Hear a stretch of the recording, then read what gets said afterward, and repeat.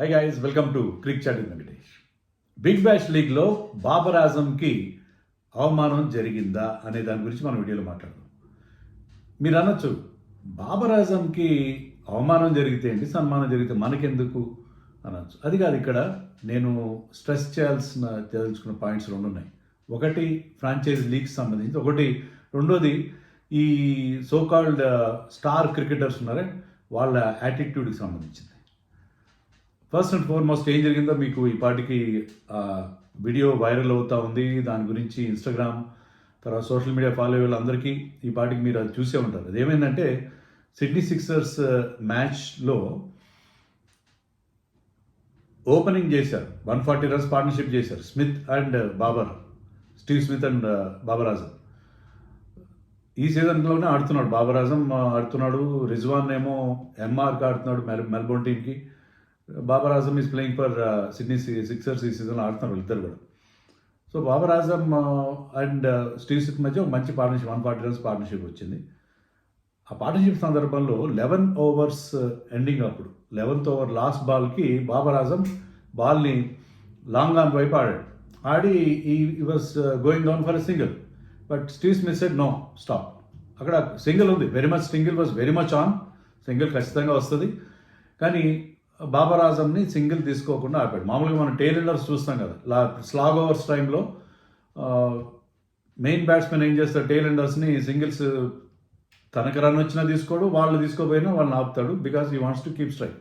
So Steve Smith wanted to keep strike and sent Babar Azam back. అది అక్కడ జరిగింది. బాబర్ ఆజంకి చాలా కోపం వచ్చింది. అదేంటి, ఎందుకు నన్ను సింగిల్ తీయలేదని విజిబుల్ అంటే వాళ్ళిద్దరి మధ్య జరిగిన కాన్వర్జేషన్, అతని బాడీ లాంగ్వేజ్ చూస్తే చాలా అప్సెట్ అయినట్టుగా మనకు అర్థమైంది. ఎందుకని స్టీవ్ స్మిత్ అలా 11th ఓవర్ లాగ్ ఓవర్ కదా, మనకు తెలుసు బిగ్ బ్యాష్లో పవర్ సర్జ్ అనే 2 ఓవర్స్ ఉంటాయి. పవర్ సర్జ్ టైంలో 12th and 13th ఓవర్లో Steve Smith wanted to keep batting with himself because Steve Smith is in great form.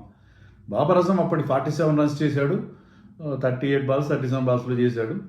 128 127 అతను strike rate, not great strike rate, but Steve Smith was going great guns. So అతను ఆ టైంలో తన దగ్గర strike అట్టే పెట్టుకొని ఆ పవర్ సర్జ్లో మ్యాక్సిమం యూటిలైజ్ చేసుకుందామని అతను అనుకున్నాడు. అది అతని ఇంటెన్షన్, అండ్ అలాగే చేశాడు కూడా. ఆ నెక్స్ట్ ఓవర్లో, ఓవర్ నెంబర్ 12లో ఈ scored 4 consecutive sixers and 1 4, 32 runs వచ్చినాయి ఆ ఓవర్లో. యాజ్ మెన్ యాజ్ 32 రన్స్ వచ్చినాయి. సో అతని decision to send Babar Azam back was justified. ఎందుకంటే ఆ 11th ఓవర్లో ఏం చేశాడు, క్రిస్ గ్రీన్ అనే స్పిన్నర్ బౌలింగ్ వేస్తున్నాడు. ఆ టైంలో బాబర్ ఆజం 3 డాట్ బాల్స్ ఆడాడు. ఆ లాస్ట్ బాల్కి was attempting that single. So అక్కడ పవర్ సైజ్లో క్విక్ రన్స్ రావాలి కాబట్టి చేసేది బాగానే ఉంది, అంత బాగానే ఉంది. కానీ దానికి బాబర్ ఆజంకి ఎంత కోపం వచ్చిందంటే నెక్స్ట్ ఓవర్ అంటే 13th ఓవర్ ఫస్ట్ బాల్కే ఒక ఆల్ మైటీ స్వైప్, పెద్ద షాట్ కొట్టడానికి ట్రై చేశాడు. అంటే అతనికి కోపం వచ్చింది, ఆ కోపంలో పెద్ద షాట్ కోసం వెళ్ళాడు. ఇది వాజ్ క్లీన్ బౌల్డ్ కాదు, ప్లేడ్ ఆన్. సో అది జరిగింది.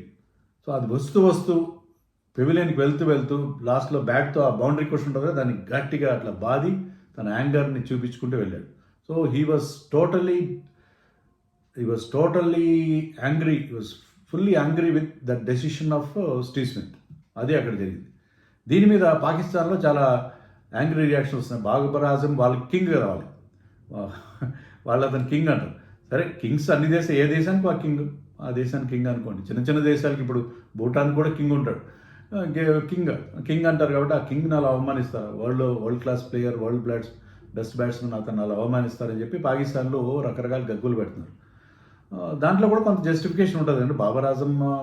కానీ స్టీవ్ స్మిత్ చేసిన తప్పేం కాదు కదా. ఇప్పుడు ఆస్ట్రేలియన్స్ మనకు తెలుసు, ఆస్ట్రేలియన్స్ ఎప్పుడు కూడా వాళ్ళకి ఎలాంటి మొహమాటాలు ఉండవు, వాళ్ళకి చాలా ముఖ్యంగా అవుట్ సైడ్ ద ఫీల్డ్ ఎలా ఉంటారు, కానీ ఆన్ ద ఫీల్డ్ మాత్రం ఇలాంటి చాలా they will be very very చాలా ఫ్రాంక్గా ఉంటారు.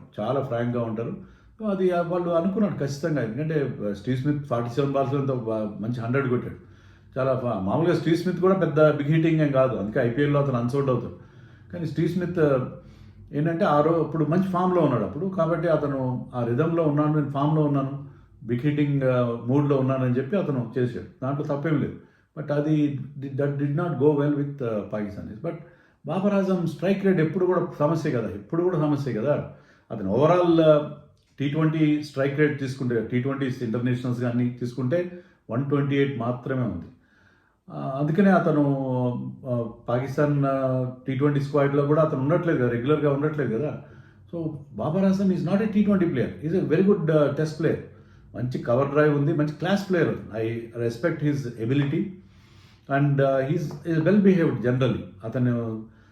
అతని మీద చాలా మీమ్స్ వస్తాయి, చాలా అతన్ని అవహేళన చేస్తూ చాలామంది మాట్లాడతారు, కానీ I respect him because for 2 things. He he's got that class.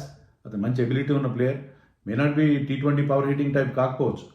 రెండోది ఏంటంటే అతను జనరల్లీ వెల్ బిహేవ్డ్. ఎందుకంటే ఇప్పుడు విరాట్ కోహ్లీ ఫామ్లో లేనప్పుడు విరాట్ కోహ్లీకి సపోర్ట్గా అతను చేసిన ట్వీట్స్ కానీ ఇవన్నీ మనకు తెలుసు. సో అతని విషయంలో మనకి జనరల్గా పాకిస్తానీస్ అంటే మంచి అభిప్రాయం. బట్ బాబర్ని మనం పెద్దగా ప్రత్యేకంగా పర్సనల్గా ద్వేషించడానికి, అదే రిజ్వాన్ లాంటి వాళ్ళని ద్వేషించడానికి కొన్ని కారణాలు ఉన్నాయి. Because of their over action. Babar is not a over acting type కూడా కాదు. ఈ minds is business.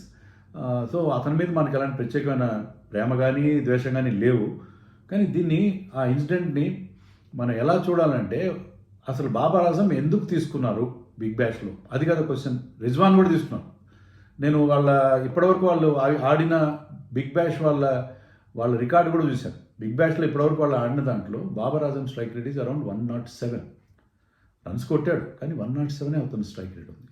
Rizwan strike rate is around 110, 115, 120 ఉంది, చాలా తక్కువ ఉంది. ఎవరిది అలా లేదు. Big bash is not as high scoring as IPL, I agree. But అయినా కూడా వాళ్ళు 110 ఉంది అనుకుంటా. 110 లోపే ఉంది రిజ్వాన్ కూడా.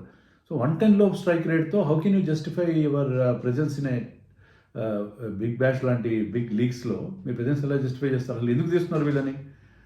అది రీజన్ చెప్తాను. నేను చెప్పదలుచుకున్న రీజన్ అది ఏంటంటే, they want big bash to be seen in Asia also. Indian players ఎలాగో అవకాశం లేదు, ఇండియన్ ప్లేయర్స్ ఆడే అవకాశం లేదు బిగ్ బ్యాష్లో. ఆడితే ఎవరో రిటైర్ అయిన ప్లేయర్స్ని ఆడించుకోవాలి, అన్ని ఫార్మాట్స్ రిటైర్ని ఆడించుకోవాలి.